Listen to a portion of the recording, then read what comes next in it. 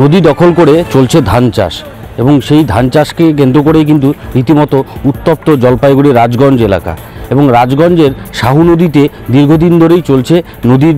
বেশ কিছু এলাকা ব্যারিকেড করে বেড়া দিয়ে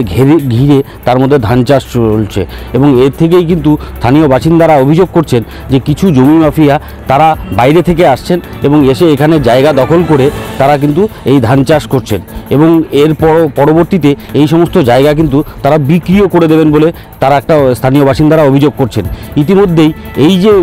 নদীর জায়গা দখল করে ধান চাষ এবং এই যে জমি দখলের যে অভিযোগ তা নিয়ে কিন্তু সরব হয়েছে বিজেপিও। রাজগঞ্জ বিজেপির পক্ষ থেকে জানানো হয়েছে এর পিছনেও নাকি শাসক দলের যোগ রয়েছে, যদিও শাসক দলের বিধায়ক খগেশ্বর রায় তিনি কিন্তু জানিয়েছেন যে এটা সম্পূর্ণ বেআইনি। তিনি প্রশাসনকেও যেমন বলবেন, পাশাপাশি তিনি নিজেও গিয়ে খতিয়ে দেখে এই যারা